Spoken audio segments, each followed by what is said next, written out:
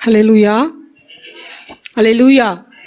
இன்றைய நாளுக்காக காத்திருந்த பொழுது கர்த்தர் கொடுத்ததான வார்த்தை எடுத்தவர்கள் யாராவது ஒருவர் வாசிக்கலாம். பிலிப்பியர் 4வது அதிகாரம் 19வது வசனம்.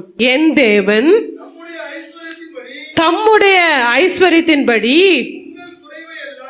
உங்கள் குறைவை எல்லாம் கிறிஸ்து இயேசுவுக்குள் மகிமையிலே நிறைவாக்குவார். என் தேவன் அப்போஸ்தலனாகிய பவுல் பிலிப்பியருக்கு சொன்ன இந்த வார்த்தை, என் தேவன் தம்முடைய ஐஸ்வரியத்தின்படி உங்கள் குறைவை எல்லாம் கிறிஸ்து இயேசுவுக்குள் மகிமையிலே நிறைவாக்குவார். குறைவை எல்லாம் கிறிஸ்து இயேசுவுக்குள்ள மகிமையில நிறைவாக்குவார் என்று சொல்லப்பட்டிருக்கிற இந்த வேத வசனம், அவர் எந்த சூழ்நிலையில இந்த வசனத்தை, இந்த வார்த்தைகளை சொன்னார் என்று நாம் பார்க்கும் பொழுது வாசிக்கலாம். 10வது வசனத்தை. என்னை விசாரிப்பதற்கு நீங்கள் இப்பொழுது மறுபடியும் மனம் மலர்ந்தபடியினாலே கர்த்தருக்குள் மிகவும் சந்தோஷப்பட்டேன்.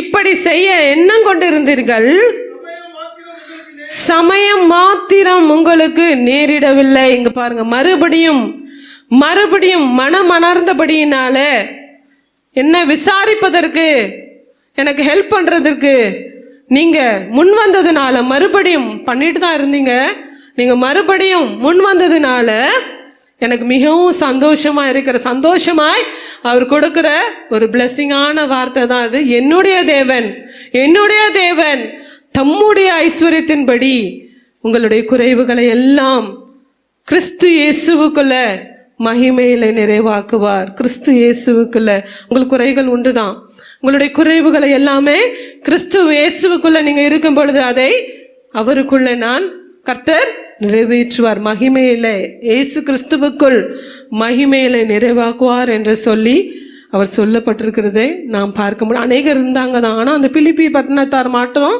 அவங்களுக்கு ஹெல்ப் பண்ணாங்க என்று சொல்லி நாம் பார்க்கிறோம். வாசிக்கலாம் 15வது வசனத்தை. மேலும் பிலிப்பியரே,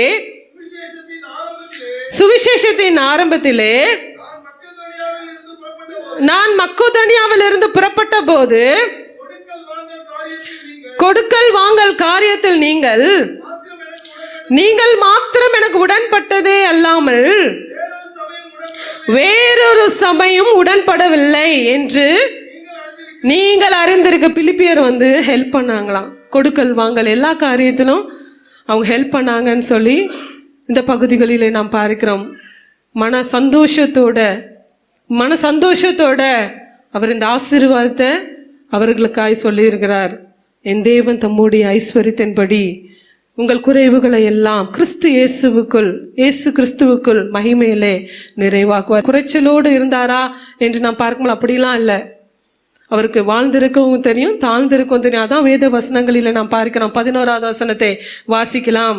என் குறைச்சலினால் நான் இப்படி சொல்லுகிறதில்லை, ஏனெனில் நான் எந்த நிலையில் இருந்தாலும் மனரம்யமா இருக்க கற்றுக்கொண்டேன். தாழ்ந்திருக்கவும் எனக்கு தெரியும், வாழ்ந்திருக்கவும் எனக்கு தெரியும். எவ்விடத்திலும் எல்லாவற்றிலும் திருப்தியா இருக்கவும் பட்டினியா இருக்கவும்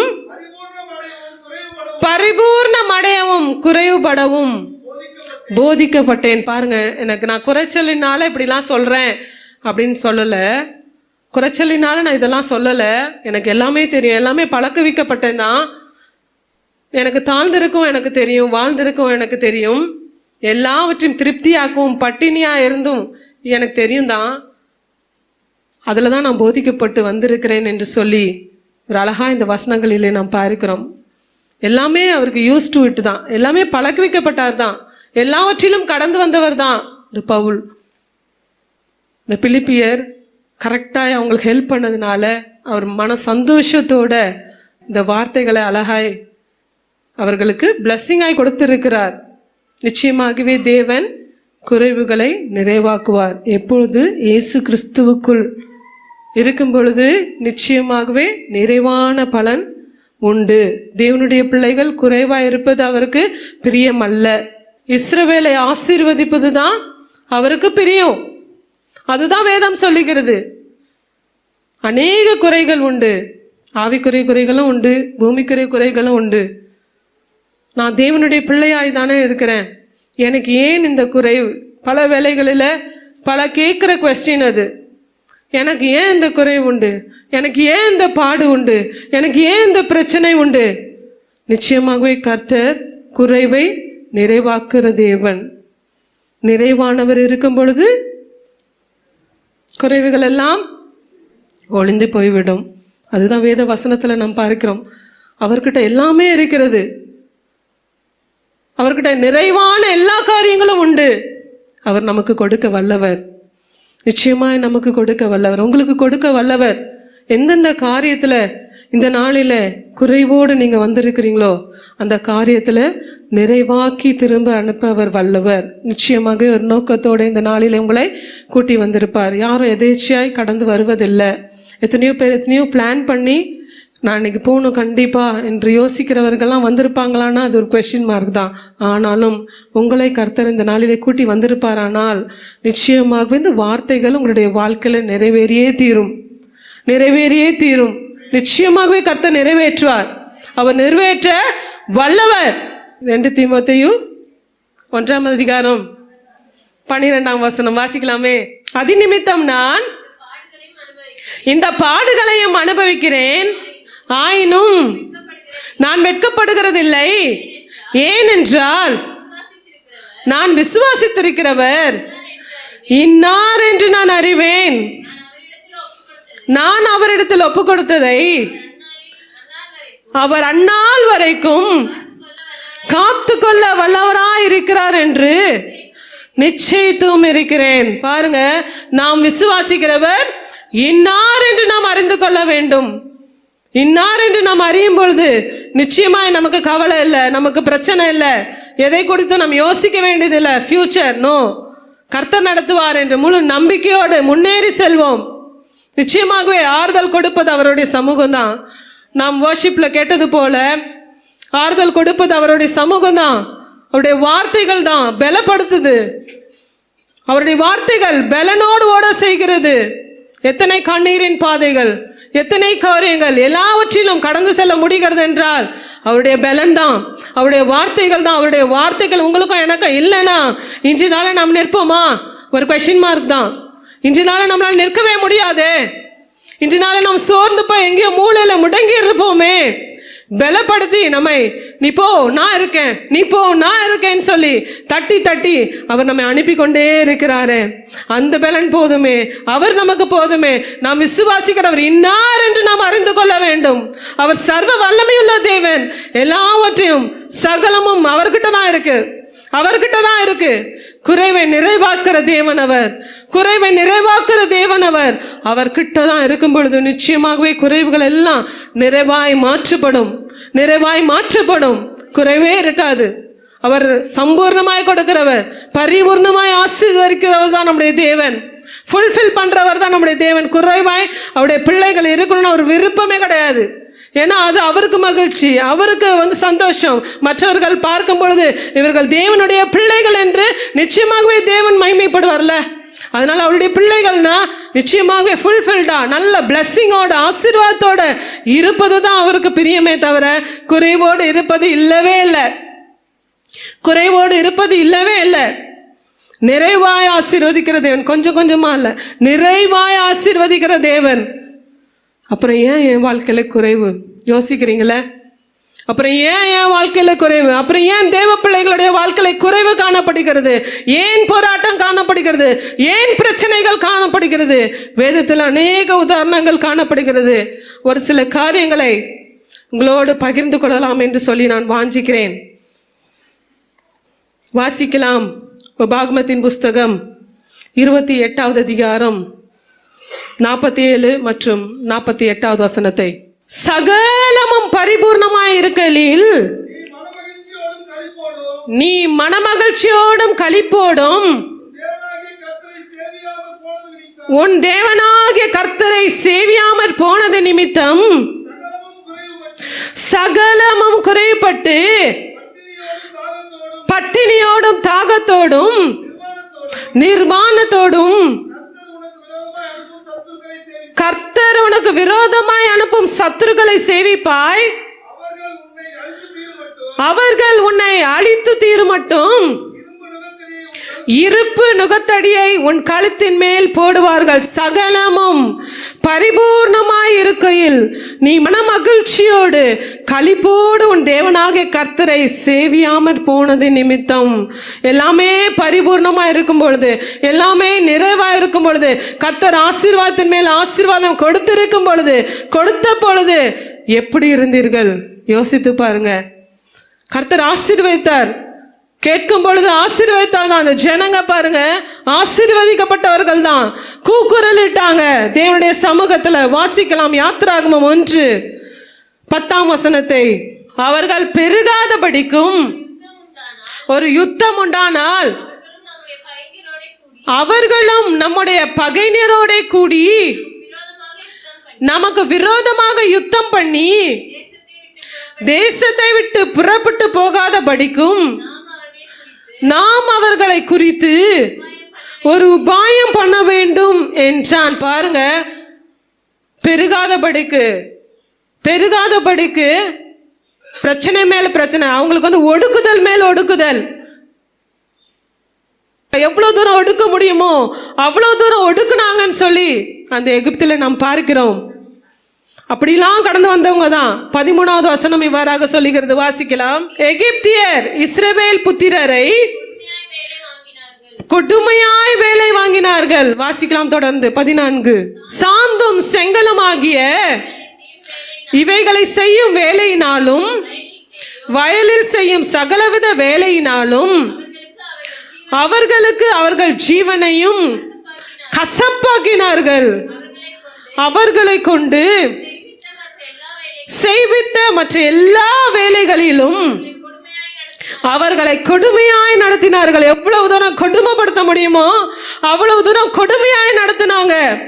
அவ்வளவு பெரிய கொடுமைதான். அவ்வளவு பெரிய இடத்துல இருந்துதான் கர்த்தர் மீட்டு கூட்டி வந்தார். யாத்திராகமம் 2:23 இவ்வாறாக சொல்லுகிறது, வாசிக்கலாமே. சில காலம் சென்ற பின் எகிப்தின் ராஜா மரித்தான். இஸ்ரவேல் புத்திரர் அடிமைத்தனத்தினால் தவித்து முறையிட்டு கொண்டிருந்தார்கள். அவர்கள் அடிமைத்தனத்திலிருந்து முறையிடும் சத்தம் தேவ சந்நிதியில எட்டினது. தேவன் அவர்கள் பெருமூச்சை கேட்டு தாம் ஆபிரகாமோடும் ஈசாக்கோடும் யாக்கோபோடும் செய்த உடன்படிக்கை நினைவு கூர்ந்தார். தேவன் இஸ்ரவேல் புத்திரரை கண்ணோக்கினார். தேவன் அவர்களை நினைத்தருளினார். இவ்வளோ பாடுபட்டாங்க தான். அவங்க கூப்பிட்ட பொழுது தேவன் அவர்களுடைய பெருமூச்சை கேட்டார். எவ்வளவு தூரம் எகிப்தியர் ஒடுக்க முடியுமோ அவ்வளவு தூரம் இஸ்ரவேல் ஜனங்களை ஒடுக்குனாங்க. பெருகாதபடிக்கு அவங்களுக்கு என்னென்னலாம் செய்ய முடியுமோ அவ்வளவு தூரம் பிரச்சனை கொடுத்தாங்க. அவ்வளவு தூரம் ஒடுக்கி வைத்தாங்க தான். அந்த ஒடுக்குதல்கள் தாங்காம பெருமூச்சு விட்டாங்க அந்த ஜனங்க. ஆண்டவரே என்னை கண்ணோக்கி பாருங்கன்னு சொல்லி தேவன் அவர்களுடைய பெருமூச்சை கேட்டு அவர்களை நினைவு கூர்ந்தார், நினைத்தருளினார் என்று சொல்லி நாம் இந்த பகுதிகளிலே பார்க்கிறோம். வாசிக்கலாம். உபாகமம் 2:7 உன் தேவனாகிய கர்த்தர் உன் கைக்கிரைகளில் எல்லாம் உன்னை ஆசீர்வதித்து வருகிறார். இந்த பெரிய வனாந்திர வழியாய் நீ நடந்து வருகிறதை அறிவார். இந்த 40 வருஷமும் உன் தேவனாகிய கர்த்தர் உன்னோடே இருந்தார், உனக்கு ஒன்றும் குறைபடவில்லை என்று சொல் என்றார். பாருங்க, அவங்க அவ்வளோ பெரிய வனாந்தரம் தான். 40 வருஷம் அதன் வழியாய் கடந்து வந்தாங்க தான். ஆனா ஒன்றிலுமே குறையப்படல. எல்லாம் நிறைவாய் கர்த்தர் கொடுத்தார். எல்லா ஆசீர்வாதம் தான். அவங்க நடத்தி வந்தார். தண்ணி தேவைப்படுமோ தண்ணி கொடுத்தார், சாப்பாடு கொடுத்தார், எல்லாமே கொடுத்தார் தான்.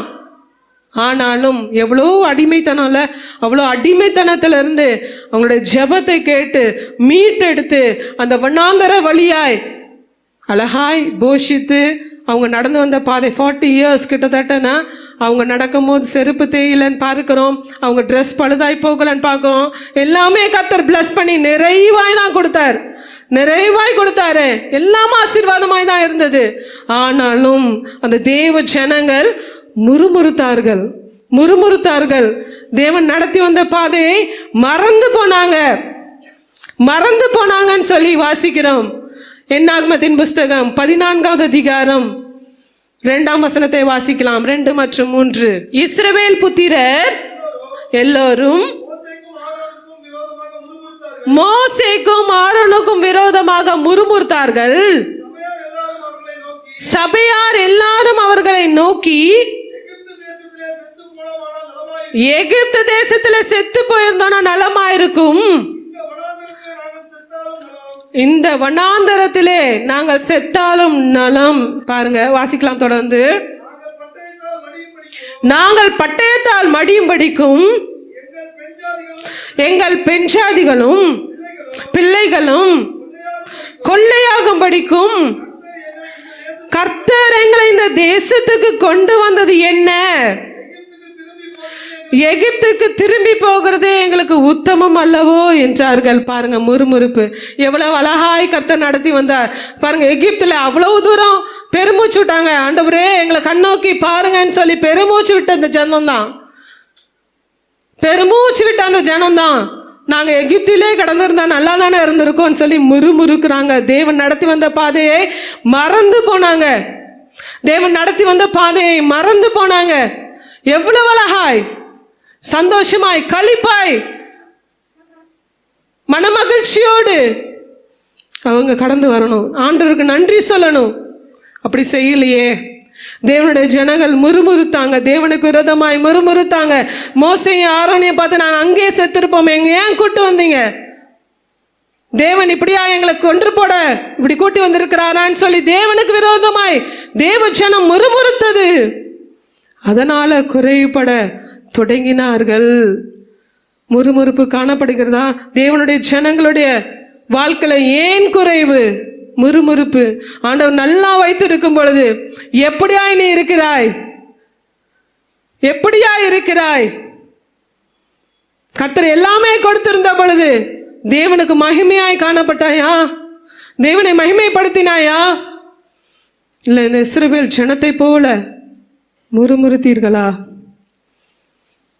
எப்பொழுதுமே பாஸ்ட மறக்கவே கூடாது. தேவன் நடத்தி வந்த பாதைகள் எவ்வளவு மேன்மையானது, எவ்வளவு குப்பையிலும் ஒன்றுமில்லாத சூழ்நிலையிலும் கர்த்தர் அழகாய் நடத்தினாரே, அழகாய் சுமந்தாரே, அழகாய் காத்து நடத்தி கொண்டே இருக்கிறாரே. தேவ ஜனமே, இன்று நாள் யோசித்து பாருங்க, உங்களுடைய வாழ்க்கையில ஏன் குறைவு? ஏன் என் வாழ்க்கையில குறைவு? தேவனை மனமகிழ்ச்சியோடு சந்தோஷமாய் ஹாப்பியாய், ஆண்டவரே எனக்கு இதை செய்தீர்கள் என்று நன்றி சொல்லுவதை விட்டு, எனக்கு ஏன் இது நடக்கல, அது நடக்கல, இப்படி ஆயிற்று, தேவனை மறந்து போய்விட்டு மனமகிழ்ச்சியா இருக்க வேண்டியவங்க தேவனுடைய சமூகத்தை விட்டு ஆண்டவரை விட்டு காணப்பட்டீங்களா? இந்த இஸ்ரவேல் ஜனத்தை போல ஒரு முறுமுறுப்பு காணப்பட்டதா? ஒரு சலிப்பு காணப்பட்டதா?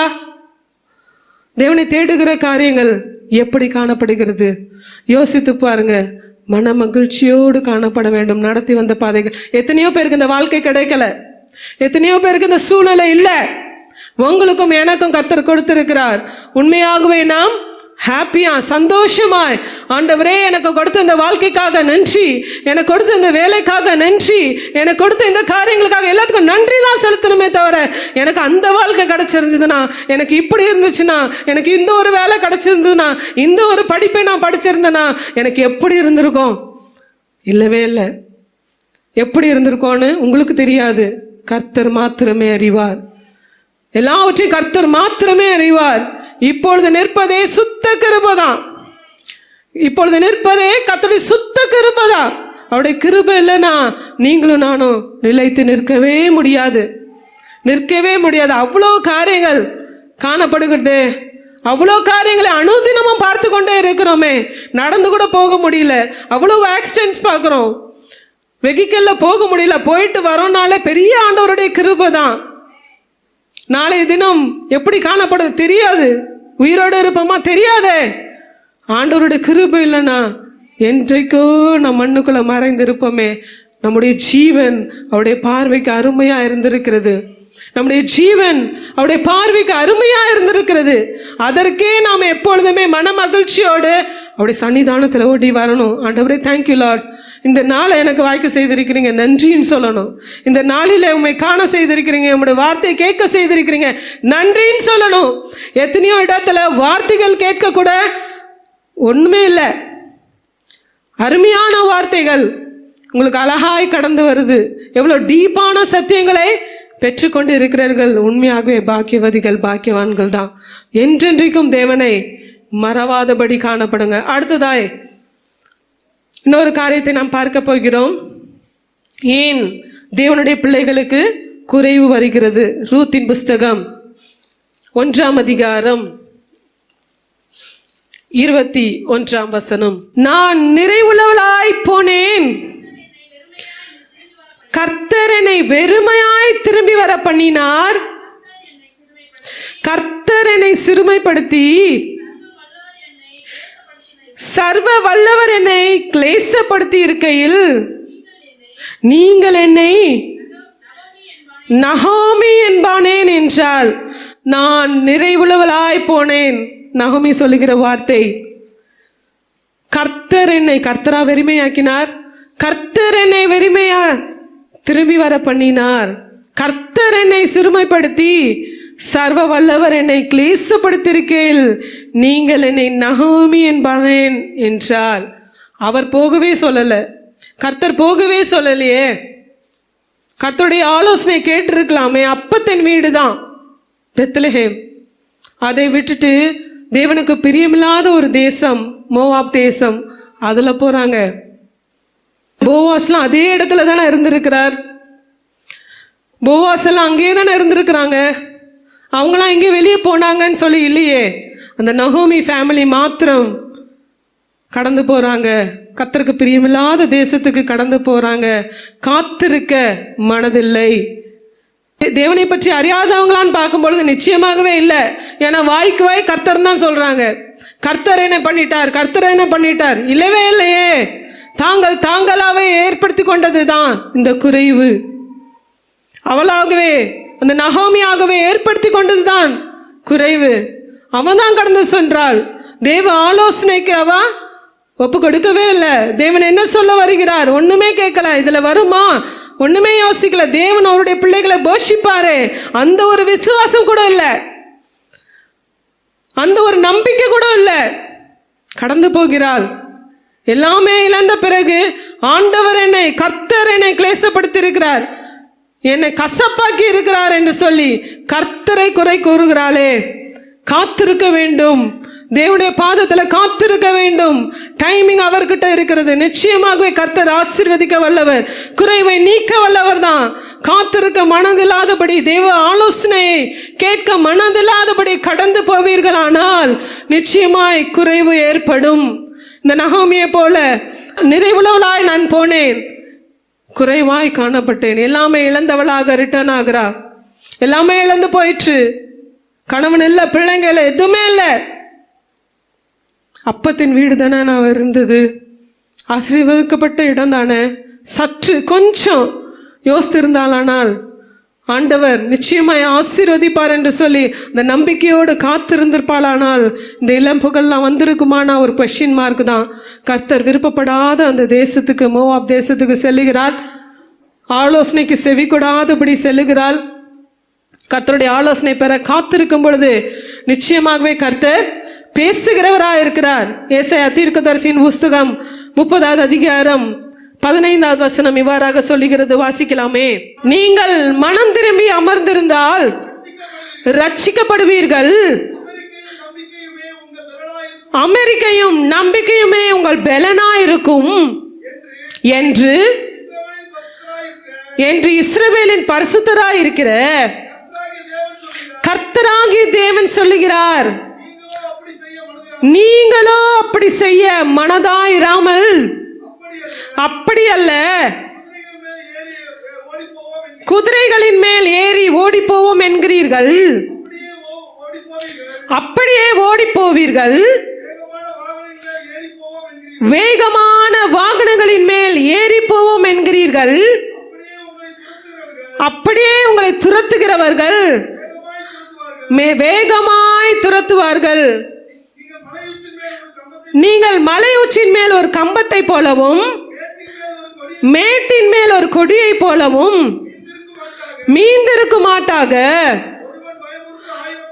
ஒருவன் பயமுறுத்த 1000 பேரும் 5 பேர் பயமுறுத்த நீங்கள் அனைவரும் ஓடி போவீர்கள். ஆனாலும் உங்களுக்கு இறங்கும்படி கர்த்தர் காத்திருப்பார், உங்கள் மேல் மனதிருகும்படி எழுந்திருப்பார். கர்த்தர் நீதி செய்கிற தேவன், அவருக்கு காத்திருக்கிற அனைவரும் பாக்கியவான்கள். கர்த்தருடைய பாதத்துல காத்திருக்கும் பொழுது கர்த்தர் உதவி செய்ய வல்லவராக இருக்கிறார். அங்க இருந்த மற்ற ஜனங்களுக்கு அவர் போஷித்தார் தான். போவாஸ்லாம் அங்கதான் இருந்தாங்க. அவங்களெல்லாம் போஷித்த தேவன் இவர்களை போஷித்திருக்க மாட்டாரா? ஆனா இந்த குடும்பம் கடந்து போயிற்று, எல்லாம் இழந்தது. ஆனா தேவனை குறை கூறுகிறதாய் காணப்பட்டது. கர்த்தர் என்னை சிறுமையாக்கினார், கர்த்தர் என்னை நிறைவுள்ளவளாய் போன என்னை குறைவாக்கினார் என்று சொல்லி கர்த்தரை குறை கூறுகிற ஜனமா இந்த நகோமி இருந்திருக்கிறாள். அப்படி இருக்கிறீர்களா? கர்த்தர் நிறைவாய் மாற்றுகிற தேவன் தான். கர்த்தர் நிறைவாய் மாற்றுகிற தேவன் தான். குறைவுகள் எல்லாம் நிறைவாக்குறவர் அவர்தான். அந்த நம்பிக்கை வேணும், அந்த விசுவாசம் தேவன் மேல் காணப்பட வேண்டும். அந்த விசுவாசத்தோடு அந்த நம்பிக்கையோடு தேவனுடைய பாதத்துல காத்திருக்கும் பொழுது நிச்சயமாய் கர்த்தர் குறைவுகளை நிறைவாக்கி உங்களை ஆசீர்வதிக்க வல்லவராய் இருக்கிறார். புலம்பல் வேண்டாம், புலம்பல் வேண்டாம். கர்த்தரை குறை கூறுகிற காரியங்கள் வேண்டாம். தேவனுடைய ஆலோசனைக்கு கீழ்ப்படிந்து நடக்கிற பிள்ளைகளாய் காணப்படுங்க. தேவனுடைய ஆலோசனையை கேட்டு நடக்கிற பிள்ளைகளாய் காணப்படுங்க. ஏனோ தானோ என்று வாழ்கிற வாழ்க்கை அல்ல, ஏனோ தானோ என்று வாழ்கிற வாழ்க்கை அல்ல. தேவனுடைய வார்த்தைக்கு செவி கொடுக்கிறவர்களாய் காணப்படுங்க. தேவன் என்ன வார்த்தையை சொல்லுகிறாரோ அது உங்களுக்கு பிடித்திருக்கோ பிடிக்கலையோ அப்படியே கீழ்ப்படிங்க. நிச்சயமாய் உங்களுடைய வாழ்க்கையில பிளஸிங் காணப்படும், குறைவு நிறைவாய் மாற்றப்படும். கொஞ்ச நாள் கொஞ்ச நேரம் அவ வெயிட் பண்ணி இருந்தாள்னா நிச்சயமாகவே கர்த்தர் அவளை ஆசீர்வதித்திருப்பார், போஷித்திருப்பார் அந்த குடும்பத்தை.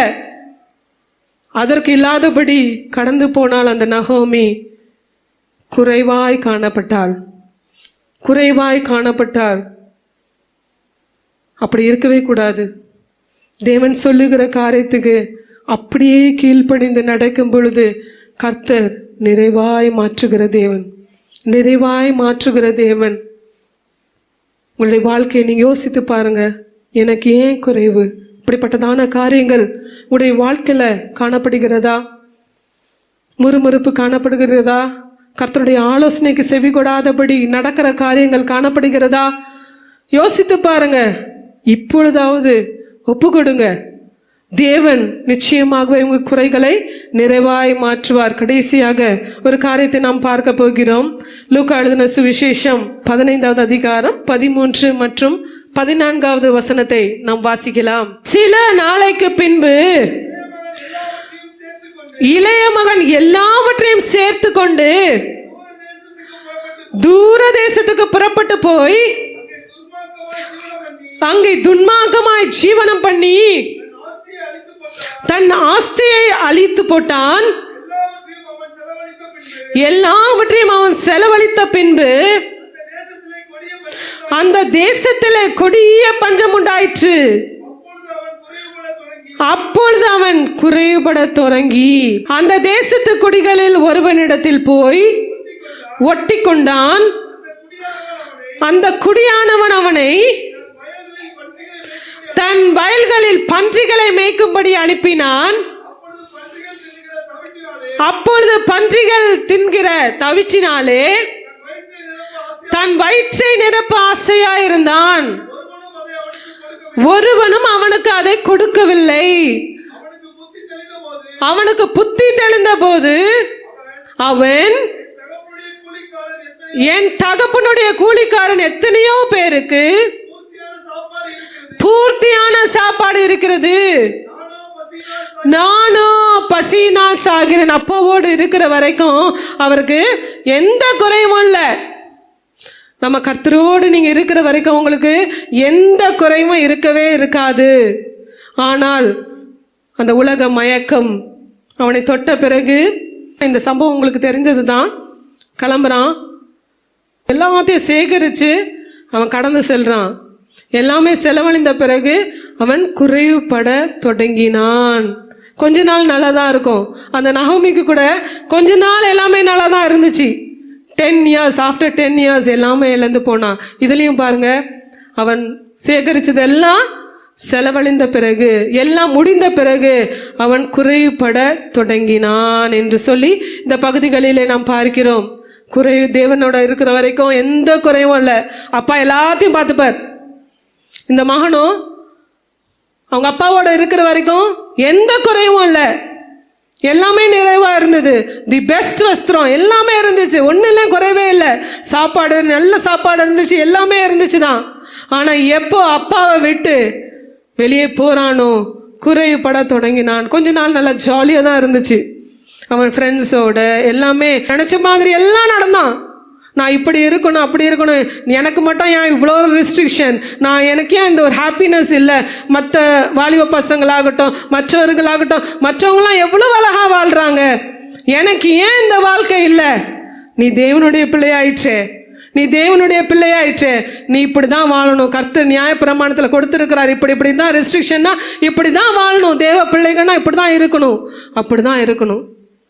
தேவனோடு இருக்கிற வரைக்கும் தான் உங்களுக்கு ஆசீர்வாதம் தி பெஸ்டா கர்த்தர் கொடுப்பார். தேவனை விட்டு எப்போ நீங்க பிரிந்து போறீங்களோ, எப்போ உங்களுடைய வாழ்க்கை மாயையாய் உலகத்தை பார்க்க ஆரம்பிக்குதோ, நிச்சயமாய் குறைபட தொடங்குவீர்கள்.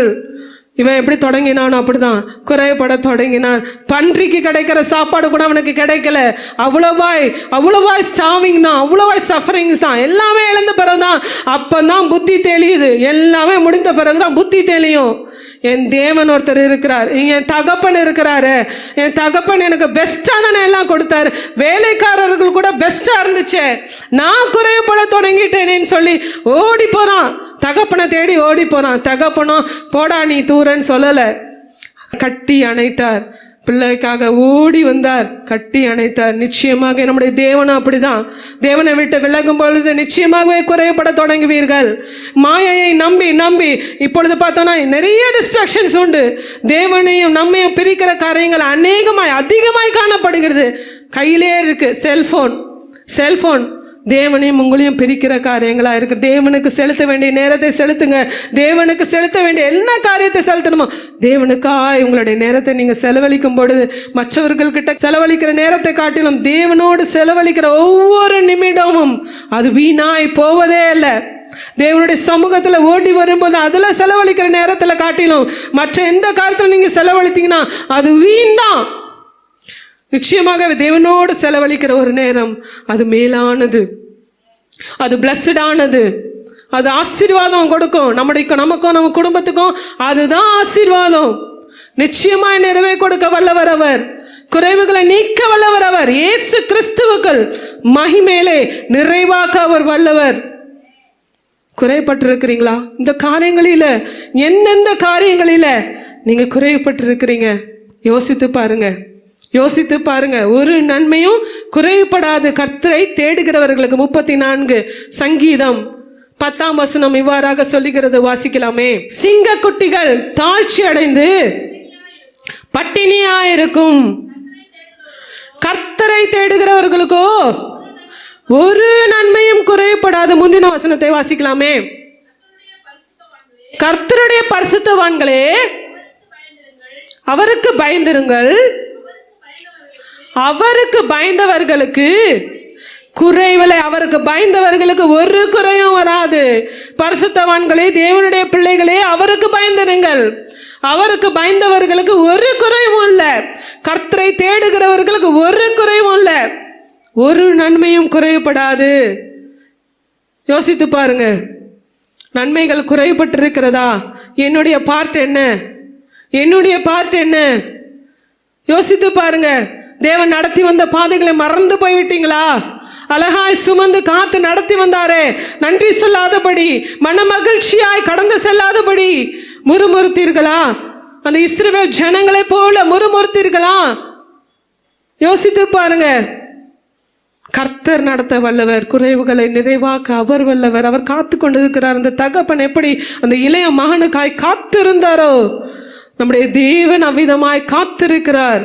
என் பிள்ளை என்கிட்ட வராதா, என் பிள்ளை என் மகா என்கிட்ட வராதா, என்கிட்ட பேசாதா என்று சொல்லி காத்திருக்கிறவரா இருக்கிறார்.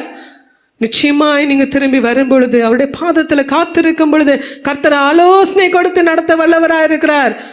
அவருடைய ஆலோசனை தி பெஸ்டா இருக்கும். ஃப்ரெண்ட்ஸ் ஆலோசனை இல்லை, மற்றவர்களுடைய ஆலோசனை இல்லை, தேவனுடைய ஆலோசனை தி பெஸ்ட். அதுதான் உங்களை நல்ல ஆசீர்வாதத்துக்கான வழிகளிலே நடத்தும். வீணான மாயைகளை கண்டு அவரை விட்டு போகாதீங்க. அவரை விட்டு தூரம் போயிருக்கிறீங்களா? யோசித்து பாருங்க. குறைவுகள் ஏன் நிறைவாங்கல? தேவ பிள்ளை, நான் ஆண்டவரை தேடுறேன், நான் வேதத்தை வாசிக்கிறேன், ஜெபிக்கிறேன், ஏன் எனக்கு குறைபாடு? இந்த காரியத்தில் எதெல்லாம் சீர்படுத்த வேணுமோ அதெல்லாம் சீர்படுத்துங்க.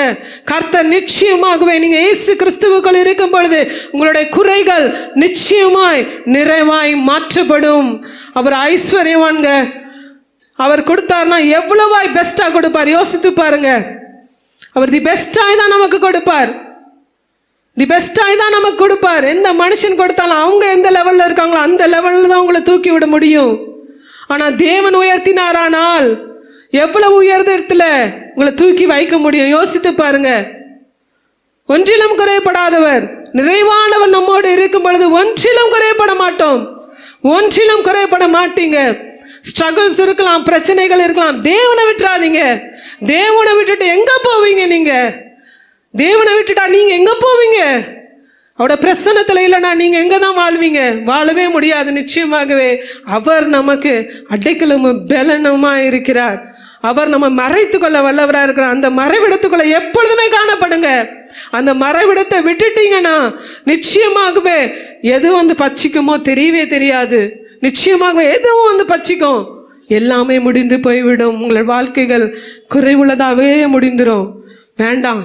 கர்த்தர் பிளஸ் பண்ணணும்னு தான் நினைக்கிறார். இந்த வேளையில அப்படியே உணர்ந்தவர்களாக கர்த்தரை நோக்கி நான் பார்க்க போகிறேன். ஆண்டவரே, எத்தனையோ பாதைகள்ல நான் கடந்து வந்திருக்கேன்ப்பா. அப்பா, எத்தனையோ பாதைகள் நன்றி செலுத்த வேண்டுதான். இந்த வேளை யோசித்து பாருங்க தேவ பிள்ளைகளே. எத்தனை தனிமையின் பாதையில ஆண்டவர் நம்மை சுமந்து வந்திருக்கிறாரு. எல்லா சூழலிலும் தேவன் நம்மோடே இருந்திருக்கிறாரு. அப்ப நம்ம மகிமை செலுத்தணும் தான், உண்மை நன்றியோடு துதிக்கணும் தான். ஆனா நான் அப்படி செல்லலையப்பா. இதற்கு ஈடு இந்த வேலையில ஒப்பு கொடுத்தலோடு இதுக்கு ஈடு நான் என்னத்தை தருவேன்? இதற்கு ஈடு நான் என்னத்தை தருவேன்ப்பான்னு சொல்லி உணர்ந்தவர்களாக அப்பா தனிமையின பாதையில அப்பா உடைய தோளில என்னை சுமந்து காத்து நடத்தி வந்திருக்கிறீங்க அப்பா. அதெல்லாம் ஒருவேளை இந்த இஸ்ரவேல் ஜனங்களை போல மறந்துருப்பேன்னா என்ன மன்னிங்கப்பான்னு சொல்லி இந்த வேலையில உணர்ந்தவர்களா அப்படியே உங்களுடைய லைஃபை திரும்பி பார்க்க போறீங்க. குறைவுகளை நிறைவாக்குற தேவன் இன்று நாளில உங்களுக்காக காத்திருக்கிறார். என் பிள்ளை நான் நடத்தி வந்த பாதைகளை நினைத்து திரும்ப என்னோடு வருவாளா, திரும்ப என்னோடு வருவானா என்று சொல்லி காத்திருக்கிறார். தேவ பிள்ளைகளே, உணர்ந்தவர்களாக அந்த தனிமையின் பாதையில, அந்த இக்கட்டின் சூழ்நிலையில, அந்த ஒரு பாடுகளோடு இருந்த சூழ்நிலையில என் தகப்பன் சுமந்து வந்தாரே. இதுவரைக்கும் சுமந்திருக்கிறாரு, இனியும் அவர் சுமக்க வல்லவரா இருக்கிற அந்த தெய்வத்தை மறந்து நீ எங்கே போவ? அந்த தெய்வத்தை மறந்து நீ எங்கே போவ? இந்த வேளையில உணர்ந்தவர்களாக இதற்கு ஈடு என்னையே நான் தருகிறேன் ஏசப்பா. இதற்கு ஈடு நான் என்னத்தை தருவேன்? இதற்கு ஈடு நான் என்னையே தருகிறேன்ப்பான்னு சொல்லி இந்த வேளையில ஒப்பு கொடுங்க. பாஸ் ஒருவேளை அவர் செய்த காரியங்களை மறந்திருப்பீங்கன்னா இந்த வேளையில புதுப்பித்துக் கொள்ளுங்க. இந்த வேளையில யோசித்து, என் தகப்பனே, நீங்க நடத்தி வந்த பாதைகள் பெரிது ராஜா, என்னை சுமந்து வந்த பாதைகள் பெரிது ராஜா. அப்ப உங்களுடைய ஆலோசனை கேட்டு நடவாதபடி ஒரு வேளை நான் காத்திருந்திருப்பேன். ஆனால் என்னை மன்னியுங்க ஆண்டவரை, நீங்க சுமந்து வந்தீங்களே, எங்க காத்து வந்தீங்களேன்னு சொல்லி உணர்ந்தவர்களாக நாம் பாட போகிறோம்.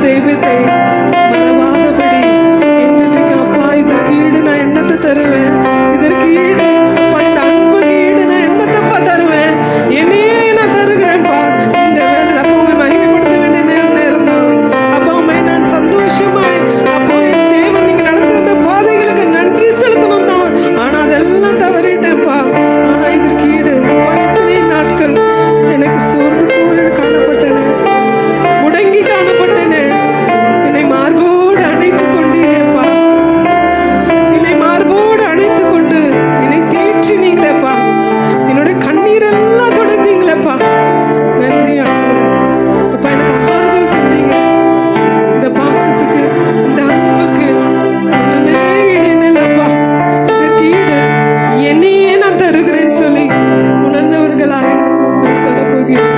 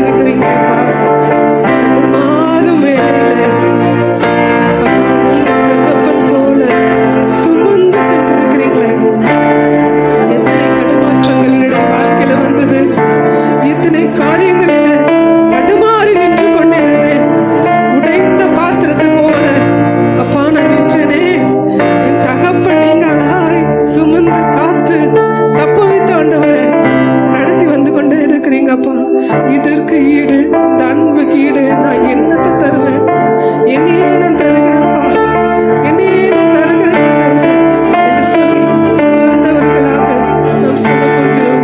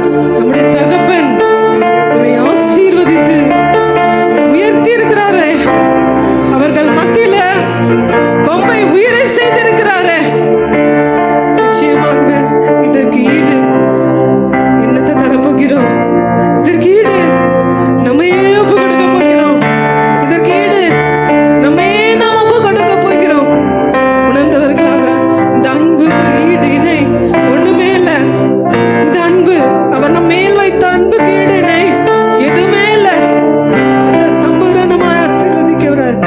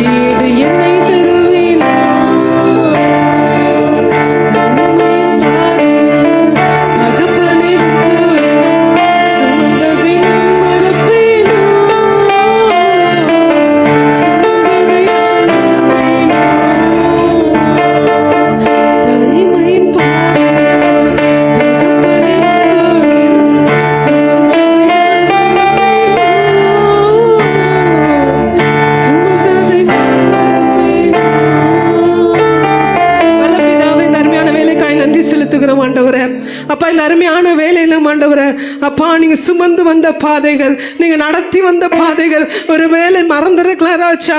அது நிமித்தமாய் குறைவுகள் காணப்பட்டிருக்கலாம் ராஜா. அப்பா இந்த வேலையில நிறைவாக்குற என்னுடைய தேவன் அப்பா நீங்க ஆண்டவரை நிறைவாக்கும்படியாய் செபிக்கிறேன். உடைய ஐஸ்வர்யத்தின்படி அப்பா நீங்க நிறைவாக்கும்படியாய் செபிக்கிறேன் ஆண்டவரே.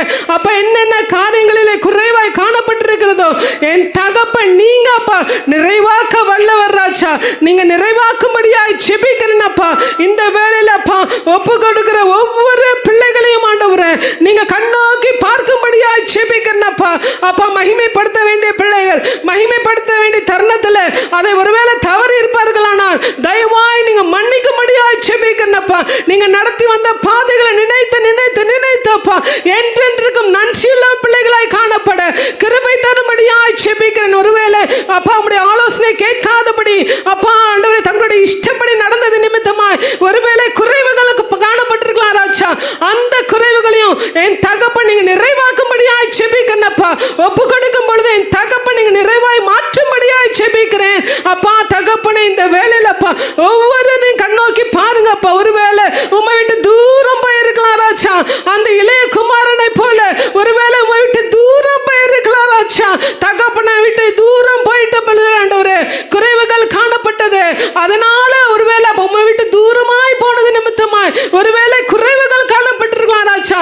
என் தகப்பன் அப்பா இப்பொழுது அப்பா நம்முடைய பாதத்தில் வந்து நிற்கிறேன் என்று சொல்லி ஒப்பு கொடுக்கிற ஒவ்வொரு பிள்ளைகளையும் ஆண்டவரே கண்ணோக்கி பார்க்கும்படியா நீங்க அனைத்து கொள்ளும்படியாய் செபிக்கிறேன் ஆண்டவரே. நீங்க அனைத்து சேர்த்து கொள்ளும்படியாய் செபிக்கிறேன் ஆண்டவரே. அப்பா அந்த தகப்பனார் சேர்த்து ஆண்டவரே அப்பா ஆண்டவரே தேவையான எல்லா காரியத்தையும் சந்தித்தாரு. அதே போல இந்த வேளையில உம்மையே நோக்கி பார்க்கிற பிள்ளைகளை அப்பா நீங்க சேர்த்து கொள்ளும்படியா எல்லா குறைவுகளையும் நிறைவாக்கும்படியாய் செபிக்கிறேன் ஆண்டவரே. என் தகப்பன் உம்மை நோக்கி பார்க்கிற பிள்ளைகள் ஒரு பொழுதும் வெட்கம் அடைவதில்லை என்று நாங்கள் பார்க்கிறோம் ஆண்டவரே. அப்பா அவர்களுடைய முகங்கள் பிரகாசித்தது என்று பார்க்கிறோம் ஆண்டவரே. அப்பா என் தகப்பன் இந்த வேளையில முழுமையாய் முழு மனதோடு ஒப்பு கொடுக்கிற ஒவ்வொருவரையும் கண்ணோக்கி பாருங்க ஆண்டவரே. என்ன விதமான குறைகளா இருந்தாலும் என் தகப்பன் நிறைவாக்க வல்லவர் அப்பா. அப்ப என்னென்ன தேவைகளோடு இந்த வேளையில கடந்து வந்திருப்பாங்களோ அந்த தேவைகள் எல்லாம் சந்திக்கப்படட்டும். அந்த தேவைகள் எல்லாம் சந்திக்கப்படும்படியாய் செபிக்கிறேன் ஆண்டவரே. என் தகப்பன் அப்பா பிள்ளைகள் ஆசீர்வாதமா இருப்பது நமக்கு பிரியம் ராஜா. இஸ்ரவேல் ஆசீர்வதிப்பது எனக்கு பிரியம் சொல்லி இருக்கிறீங்க அப்பா. ஒவ்வொருவரும் ஆசீர்வாதமா இருப்பது தான் நமக்கு பிரியம் ஆண்டவரே. அப்பா என்னென்ன குறைகள் இருக்கிறதோ எல்லாவற்றையும் நீக்கி போடுகிறவர் நீக்கி போடும்படியாய் செபிக்கிறேன் ஆண்டவரே.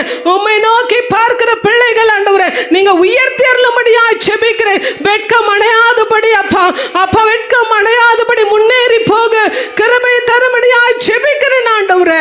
அப்பா ஸ்தோத்திரம். உம்முடைய கரத்துல முழுமையா இந்த நேரத்தை ஒப்பு கொடுத்து செபிக்கிறேன் ஆண்டவரே. நீங்க பொறுப்படுத்தி நடத்துங்க. இயேசு கிறிஸ்துவின் மூலம் ஜெபிக்கிறேன் நல்ல பிதாவே ஆமென். கர்த்தராகிய இயேசு கிறிஸ்துவினுடைய கிருபை, பிதாவாகிய தேவனின் அன்பு, பரிசுத்த ஆவியானவருடைய ஐக்கியம் அடியனோடும் உங்களோடும் எப்பொழுதும் நித்தியமாய் இருப்பதாக.